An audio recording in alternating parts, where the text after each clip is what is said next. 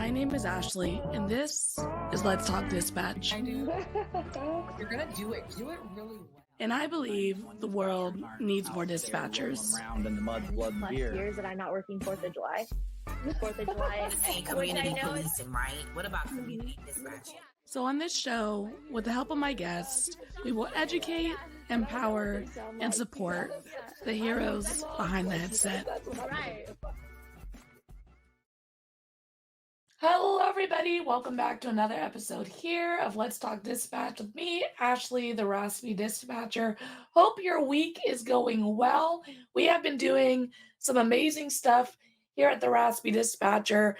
All of our socials are really blowing up this month. It's so fun to watch. Our TikTok has just surpassed 2,000 followers, and we just put out a reel talking about one of our sponsors, text-to-translation software, and just seeing the feedback that comes on these social media pages where people, dispatchers included, are learning about the things that we have available to us, and most importantly, not available to all of us. So we need to educate the public on the realities that our centers are dealing with. And it's been so fun watching us build these communities across all these different social media platforms. YouTube, we just passed 6,000 subscribers on YouTube. Facebook, Instagram as well are up in the 4,000 and 5,000 followers. So just thank you all so much for helping me build these awesome communities where dispatchers, current, former, and aspiring, can come together, learn from one another, and support each other. And before we get into our episode, let's hear from our sponsors. Today's episode of Let's Talk Dispatch is proudly sponsored by Prepared. Their mission is to be public safety's most assistive technology. Revolutionizing how we handle emergencies, Prepared is dedicated to saving more lives and making our communities safer. Learn more about how Prepared is transforming emergency response at prepared911.com. Our next sponsor is Zybex Media. Since 2020, Zybex has been creating impactful recruitment films for their customers. Zybex Media offers their expertise, providing a full range of media solutions designed to attract and retain talent for all PSAPs. Visit zybex.com/media to learn more. These partnerships help us continue to spread the message that the world needs more dispatchers. Interested in partnering with us? Head to theraspydispatcher.com.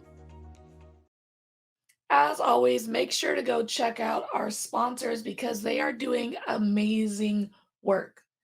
Now, for today's episode, we are going to be chatting with a dispatcher with over 9 years of experience doing police, fire, and EMS, and they are currently working with their local community college, 911 Dispatch Academy, as their unofficial program coordinator. My guest today, Jessica. Hi, Jessica. Hey, how y'all doing? Well, you did busy today. You were teaching folks, CPR before this, just, Yes, constantly doing the thing. Trying, I'm trying really hard, educate the students. Well, how did you get into public safety? Tell us a little bit about yourself. So again, I am Jessica. I got into public safety by way of the military. I was in the Army as military police for 8 years. I medically retired in 2014, and I started to think, what am I going to do next? Shortly before I got out of the military, I took a class at Bell County Communications, the active shooter class. And so the director at the time, he decided to give us a tour of the building, a tour of dispatch. And, being kind of naive, we know 911 exists, but you don't necessarily think of it as a career. So when I actually saw it, I was like, oh, this is what I'm doing when I get out the Army. Because at that time, I was already taking non-emergency calls. I was the desk sergeant at Fort Hood. So I was like, I can answer phones. So that's how I'll transition. And so that is how I got into 911. Awesome. And when you did make that leap, did you feel prepared? Did you feel blindsided? Like, what was that transition like for you?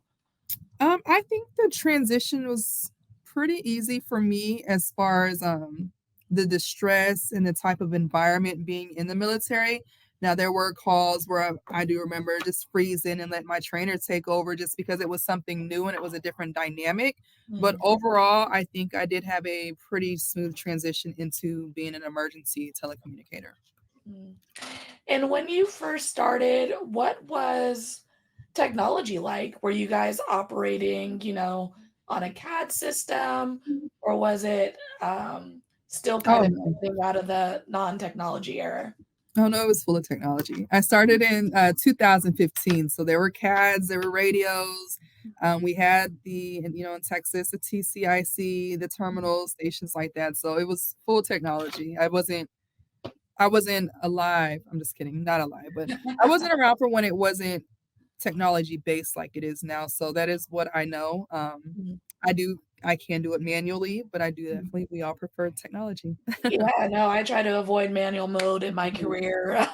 Yes. Every chance I get, I think I've only actually had to go full manual mode for like 3 times so far. Mhm. So, Yes. knock Try on to all avoid wood. it. Do you remember any, first calls or early calls for service when you were just getting into this line of work? Yeah, I remember a couple, several. A lot of them were those moments where I was with a trainee or trainer, I'm sorry, and kind of was like, "What is going on?" and let my trainer take over. I think one of my first calls, if I'm not mistaken, was a suicidal caller. That call I remember distinctly because that's where I learned the difference between sympathy and empathy. I Mm, took the call, kind of froze. My trainer took over and sympathized with the caller. And then it was like the caller immediately, you don't know what I'm going through, kind of thing. So it was like, okay, so now I have to pay attention to how I talk to the callers. I do remember CPR to this day, 9 years later. I do not like CPR calls. I think I'm pretty good, but I do not like them yeah. where it was a child and I thought the parent was doing CPR with the child. And the next day I come to work and my trainer is like, "Did you see the news?" And I'm like, "No." And the father who was supposed to be doing CPR was actually wanted now for, possibly killing the child. And so that was pretty hard because I thought he was actually doing it with me. So I think Mhm. I started with some pretty extreme calls initially. And I think that also helped with the transition of being able to take calls in general as a dispatcher. Isn't that it's always so interesting in regards to, like, the level of calls that we're exposed to when we're exposed to them, Mhm. because it could be your very first call could be Mhm. the call of your career, you know what I mean? Like, you never know when Right. you're gonna take that call, and that's why our training is just so unique in this line of work. Mhm. You're kinda once you're answering those lines, you're, You feet go. or you're going. Go mode. Um, and just this reality of we do talk to the suspects, quite often, and, Mhm. it's our job to gather as much information without really knowing they're the suspect at times, right? Like you said in Right. this example is you think this person is following instructions and going through, um, the directions and pre-arrival stuff, and it ends up being this whole other Right. situation. Right. And you never think that. You never initially think, that you are talking to that suspect. In this particular case, like, he counted with me. I thought he was doing compressions. Like, everything seemed like it fit correctly with what we were doing, and it just wasn't. The child ended up passing away, and then they were looking for the father. So it was, like, definitely interesting. Mhm. And then that also speaks to, like, did you hear the news? Like, Yeah. our follow-up is on Channel 5 the next Right, day, right. and yet you were the person on the phone, and Right. the delay in our closure or our knowledge of what's going on is just so real. Yeah. Always, last to find out what's actually going on, first to take the call. Mhm, exactly, Um, well, you currently work at the Houston Community College 911 Dispatch Academy, Yes. which I think is freaking awesome. So if you could tell us about this program and what you folks got going on over there. Yeah, so we're in year 3. We are in our 4th and 5th academy at this time. I have 2 running concurrently, one in the daytime, one in the evening. We are a 10-week program. We initially begin training with dispatch and call taking, how to take calls, how to talk to callers, how to talk on the radio, just the very basics of dispatching, as we don't know what agencies our students would potentially go to. And, everything as far as specific training will be agency based. We do have CAD simulations to where they are able to practice data entry into their CADs. We have portable radios. Their CAD simulations also have an option to use their headphones for radio operations as well. Mhm. Um, and we just basically put them through it. A lot of scenarios, a lot of role playing. We're able to use these radios also to have multiple different things going on as if they were in a call center so that they can kind of feel that pressure, so to speak, so that when they get to their agencies, things are familiar. From that part of the academy, we then go to we are licensed in the state of Texas, so we then go into our TCOL licensing exam portion of the class where we focus on the material that the state requires for them to take their state license. We give them all the material they need. We still try to do a little bit of practical exercise in there to help retain, and then they go to take their state licensing exam. Mhm. From that point, then we move on to our TCIC and CIC certification. So our goal is for these students to go through the program and successfully complete their exam so that they come out with their license, their CPR certification, their TCIC certifications. That way, when they get to their agencies, they have a foundation versus not knowing anything at all. Mm. So that is what we do for 10 Yeah. weeks. And I mean, it's so helpful. I mean, I can only imagine how helpful that is for these folks when they do get into training at their agencies Mhm. to just have experience talking on a radio. Like, I Yeah. remember the fear of knowing that, my voice is gonna go out for the masses to hear. I think the first thing I said on the radio was 10-4, and it was in a whisper, Yeah, like, yeah. 10-4. Like, that was it, and that was my big moment of that day, So, So yeah, just we try to get them that exposure here because, of course, we can't teach specifics, but we get them that exposure, and that way they're still probably gonna be nervous at their agencies because now it's more live, but at Mhm. least it's familiar and Yeah. not foreign. And so that's my biggest thing is to give them a foundation of what they do so that they can transition a little better than if they had no knowledge at all. Yeah. And do you have relationships with like your local agencies where you're like getting feedback of So how they're transitioning in or So, being that we are a new academy, like we are in Academy 4 and 5, but we've had really small classes because word of mouth, the Dispatch Academy idea is new. And Mhm, so it's foreign and people aren't really on board just yet about it because, who has a Dispatch Academy? So first couple academies are a little rough as far as putting that material out, a lot of school politics. We know how politics works, but we ended up getting everything together how we needed it to be.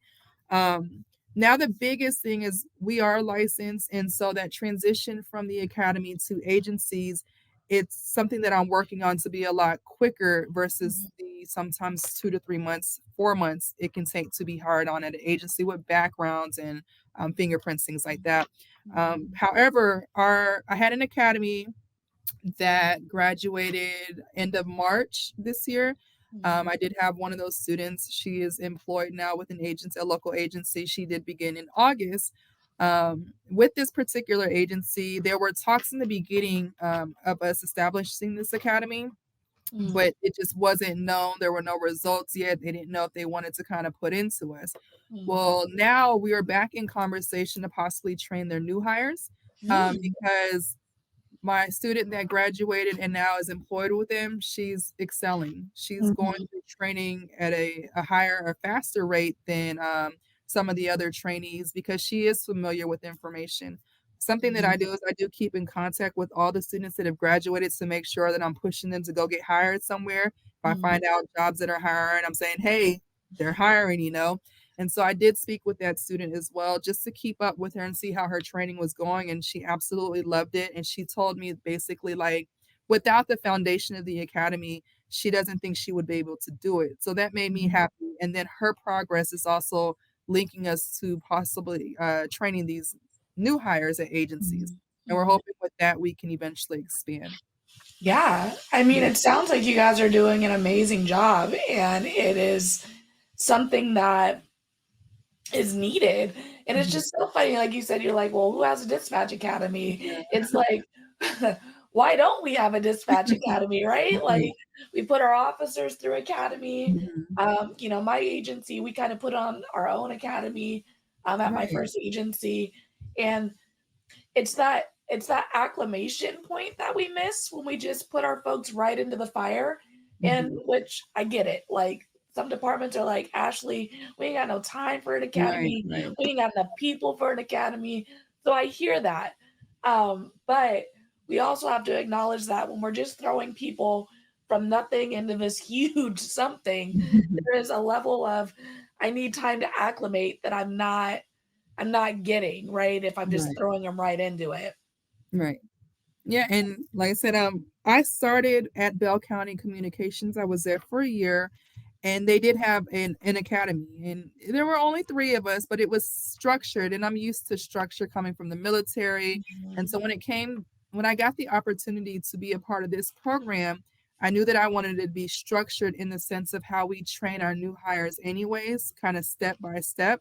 When they progress through these steps, you know, that lets us know that they have that understanding, and then we go into licensing, and then we go into TCIC certifications.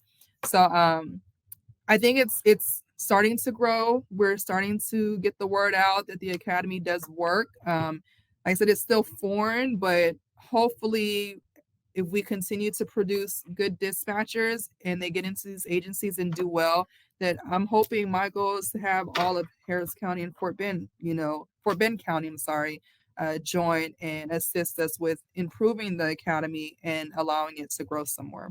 That's amazing. And for those who are listening and going, "Oh my gosh, I would love to do this at our local community college," well, how did that process work for you folks creating this, this setup at the community college? Yeah, so I didn't know it was something that could possibly happen. I was forwarded a job application basically showing what the program was. And I guess they had thought about Houston Community College had thought about doing this some many years ago, but there was no one to really kind of take up the project and continue forward with it. What the school did was they took their college class list to see what translate into public safety. What kind of classes could we kind of add to make it a little more attractive too, as far as a continuing education course? There were 5 classes that could translate that were more on the dispatcher side versus police, fire, and EMS, because HCC does have a police academy, a fire academy, and an EMS academy. So they took those 5 classes and decided they wanted to build upon that to make some kind of academy, because there was word around the community that there were a lot of people interested in dispatching but didn't know what route to take. There was also a lot of word in the community that a lot of people were having a hard time getting jobs with no experience. So the hire beings, they got together. They hired 7 of us. There were originally 7 of us to come together to get the program up and going. The 5 classes that they offer for continuing education, they do get 5 credits, not 5 credits, I'm sorry, about 15 credits for their classes, but they go through this academy just like it's a police academy. Luckily, we do have all those academies, so I was able to get with our police academy director and our fire director, and we kind of worked out a timeline of how this would work out. And I got full support from my higher ups as far as how I wanted to program this program, basically Mhm. set it up to where I felt like it would flow. And then, of course, I asked everyone else that was working with me, because we all did this, we all had a part. How can we start to perfect this program so that it would be beneficial to the workforce? And Mhm. it took some work. And our first academy wasn't the best, but I feel like it was growing pains. But Mhm. we have successfully gotten better as we've gone. And so our fourth and fifth academies, as new instructors, we can kind of look at our students and pay attention to see, oh, are they getting it or not? And I'm really confident about the 13 students that I have between our two academies now.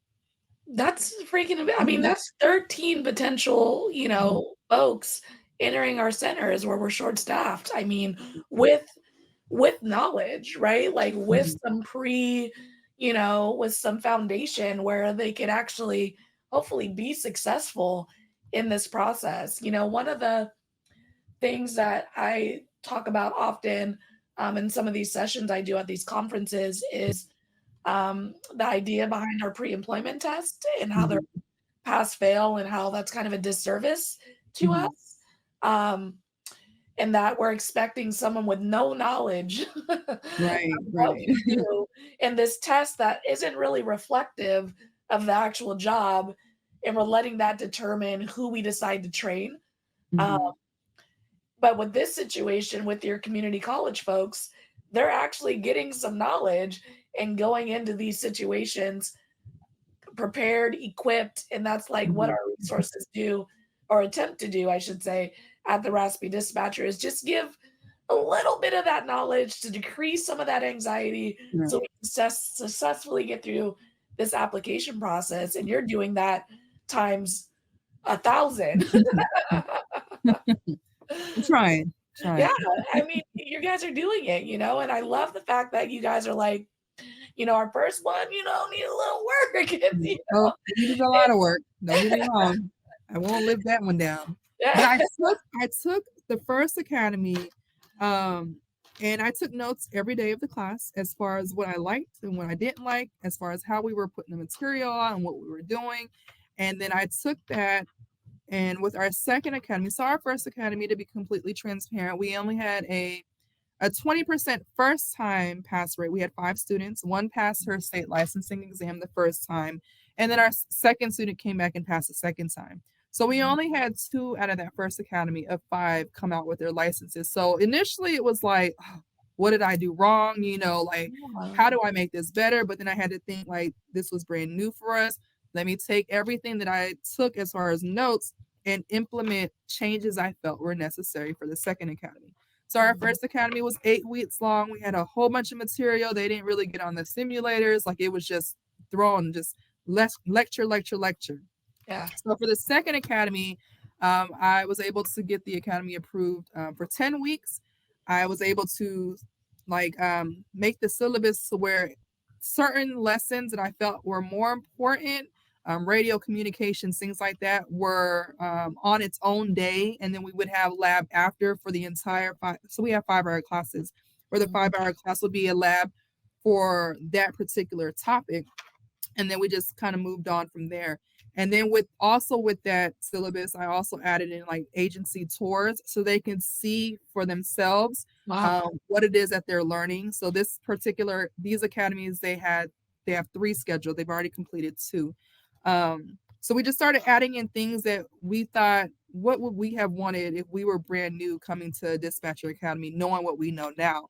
And so that 10-week course, with the changes that I made, that academy was 100% pass rate. We only had 4 Yeah. students, but all 4 of them passed. And so we've just been Okay. kind of building on top of that. And, with every academy, the next academy was 3 students, 2 of 3 got licensed, and then now we're on our 4th and 5th. So I'm hoping all 13. Well, I mean, you just look at the jumps in those numbers of Mhm. participants, right? I mean, that's Yes. freaking awesome. Yeah. And the fact that you're taking them to these centers, I mean, these are potentially their future employers they're Right. walking Right. around and hanging out in and seeing. I mean, we talk often about the value of a sit along. So Mhm. that they're able to tour these centers as well is amazing. Yes. We definitely add in those agency tours just because they so they can see what they're learning. They learn what the PSAP is, what the SAP is, and now they get to go stand in a PSAP and SAP and understand the roles and duties by visually seeing it. So I think that's been a big help as far as making sure that they retain some of the information that they're learning. Mhm, mhm. And in your experience, obviously you have experience in dispatch Mhm. and dealing with students in this academy setting. What is the most important skills or knowledge areas that these new dispatchers need to have in order to succeed? Hmm, good question. Um, So I think in order for a student to be able to succeed, this is something that they actually have to want to do. It can't be a job that they're just looking because, oh, it's a class that's offered at the academy and eventually I can go work somewhere and get paid. I think you have to have a passion to want to help people in this type of a setting. I think dispatching is universal and can be taught to anybody as long as they are willing to learn. So I think one of the, I guess the biggest quality that a student could have is just to be open-minded and understand that we do have a lot of information to give, but the importance of what we're teaching them will take them a long way. I don't think there are a lot of things that I believe will have to be taught that a lot of people don't come to the academy with or just don't come to dispatching with. Multitasking is a learned skill, typing is a learned skill, radio ear, all of that to me is a learned skill with repetitive practice. So I think just having an open mind and being ready to come and learn and train and understand what the job actually is versus what they see on TV, as long as they're able to do that, then they'll be successful. Awesome. And I mean, you're kind of in a way um, adding a layer of standardized training Mhm. to your guys' area that's kind of outside the department's specific training because Mhm. as we know, every department does this thing just a little differently. Right. they, And they we speak a definitely little tell different everyone. language. What's priority for one is not really a priority for, I mean, it's just wild out here. So Mhm.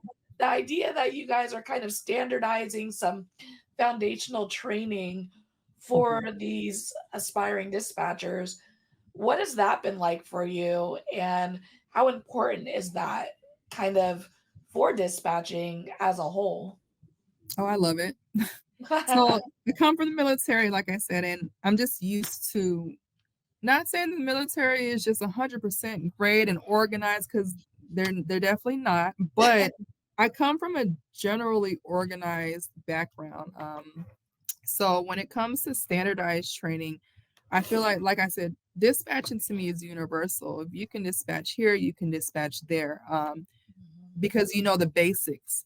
We know that when we take calls everywhere, the first thing we're asking is for location. Then depending on agency protocols, we teach location, name, and phone number, and we tell them why. For me, location, of course, is always first because how do we know where we're going? Mhm, Name is important to me because I'd rather be able to address the hysterical caller by their name versus yelling, sir or ma'am, so I kind of try to get that instilled in them. And a lot of agencies, that's protocol as well. And then, mhm, like, phone number, if the phone disconnects, yeah, we have the number, but what are ways that, what are reasons why that number that comes up on your Annie screen could be incorrect? So those aspects are standard at all agencies, regardless of how different agencies do things. So what we mhm, tell our students is we're teaching you the basics of the job, the basics of dispatching, the parts that are universal that can transfer anywhere. But remember, when you get to your specific agencies, things may be done a little different and you will follow your training based off your agency's protocols. So we always do instill that in our students, but when it comes to that standardization, I feel like if that student knows when they answer that call, location, name, phone number, tell me exactly what's happening, mhm, that's going to kind of stick with them so that when they get to their agency, regardless of agency specific protocol, mhm, those main things that you're looking for are already kind of stuck in your brain to where it should be muscle memory. So mhm, mhm, standardization, I think, is really important because, like I said, those initial things that we do as dispatchers that are universal, they happen at all agencies. And to have that foundation, it'll make learning the agency specific protocols, I think, that much easier. mhm, mhm. And it's true because one Mhm. of the things I remember in my academy, they said like day one was like, once you learn how to dispatch, you can do Mhm. anything. Was really what they said. If you can do this job, you can do anything. It translates across the board. Mhm. Um, you could really kind of drop in and figure something out in any type of crisis. And I think it's Right, true. I think once you're drilled into knowing how to respond in this way, it really does translate into a lot of helpful skills and abilities. right. I agree 100%. So, how do folks who are interested in, joining your guys' program and getting involved in your guys' area find you and learn more about you? Oh, so, to find the program, like I said, I try to do a lot of, events, I guess we would call it. So, like, if there are career fairs, just holiday fairs, open houses, I try to visit is the ones that I am aware of. I also depend a lot on word of mouth as well. We are located on our Houston Community College website as under public safety. We are a program that they are putting out there so that we can start to get enrollment. Um, then there is a mandatory orientation as far as what students need to do as far as enrollment, because we don't just accept everybody. We are licensed, so we do have to follow certain guidelines. But my contact information is on the Houston Community College website. I do also have a flyer. I don't remember if I sent it to you or not, but you can contact me through email. My email would be jessica.snead, SNEAD, at hccs.edu. You can also call me at 254-371-0928. I'll tell you that email and text is the quickest way to get a response, but I do respond to everything.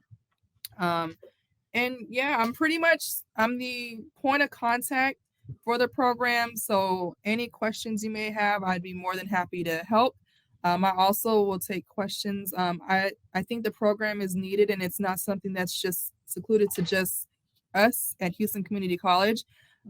If anyone is interested, I'm more than happy to help with suggesting things or letting you know how we were able to get up and running. Like, I think the academy is something that's needed nationwide, just for that standardized training and being able to transition into the workforce. Heck yeah. And we're going to include all that information in the description of this video or this episode as well. So don't feel like you need to rush to write it down. We're going to include all the links and all the information to get folks connected with you. And we'll put that flyer out as well, because this is an amazing program. Giving one of the things that I love about dispatching is that you don't need like higher ed, right? Entry level, you don't need a bachelor's to go get into this line of work. But it hasn't been an option for folks who just want to get some training and Mm, certification going into these application process. A lot of people ask me like, what experience do I need? And like the bare minimum is like, none, we'll train you, come. right. Right. But then the flip side is a lot of agencies now are also looking for those with experience. So it's Mhm. like, Yeah, um, how do either we you get have it or this you job don't. Yeah. So, like, where that at? Where they hand that out? right. Draw the luck, right? Exactly. So this is just such an awesome opportunity that you're putting forth for the community, and you're ultimately, supplying the community with more Mhm. folks to answer their calls for help. And it's an amazing thing you folks are doing out there. Sincerely. Thank you. Thank you. Well, one of the questions that I always ask everybody who comes onto the show is, what advice would you give someone who is considering a career in dispatch? What advice would I give to somebody? Same thing I tell my students, be open-minded to the possibilities of the ranges of type of calls that you would receive, the ranges of situations you may be put in, and just be ready to learn. Because I tell the students, um, after 9 years in, I'm still learning. I still ask questions all the time. Don't think that you're going to master dispatching 100% immediately. I think this job is something that you always learn from, and if you're not learning, then you're not growing. So open-minded and be ready to learn. Amazing. Well, Jessica, again, sincerely, thank you so much for Thank coming onto you. the show, telling us about your experience and this awesome program you guys have at Houston Mhm. Community College. Well, thank you for having me. This is the second time, but we're not telling anybody that. That we're doing Oh, man. But genuinely, guys, if you're listening, check out the Houston Community College program. Again, their website's going to be included in the description of this episode. And if you're interested in learning how they're doing it, their syllabus, the program setup, like Jessica said, the steps to creating this program, because we need more of these programs across the nation. So definitely reach out to Jessica if you have those questions as well. Yes. Come with the questions. I love them. All right, Jessica, I'll be right back with you. All right. Thank you. All right, everybody, that was another amazing episode here on Let's Talk Dispatch, the second college course that we featured on this podcast in this last month, really, talking to folks who are educating our future 911 dispatchers. I said it in a post for an upcoming episode that one of the reasons the Raspy Dispatcher was created was because I went through my undergrad and graduate degrees in law enforcement, in administration of justice, and we never talked about dispatch. And when I became a 911 dispatcher, that was really annoying. So I created this platform, and hearing that there are programs that are specifically dedicated to dispatchers, not just a segment of the syllabus broken off for dispatch, but a whole program committed to the education and creating more dispatchers is amazing, and we need more of it. So definitely hit up Jessica if you have any questions. Her contact information will be in this episode. And until next time, everybody, stay raspy. Thank you for listening to Let's Talk Dispatch podcast. Don't forget to hit that subscribe button. You can find us wherever you listen to podcasts, including Apple Podcasts and Spotify. If you're interested in becoming a guest on the show, or maybe even submitting your own story, you can do all that and more at theraspydispatcher.com. Until next time, stay raspy.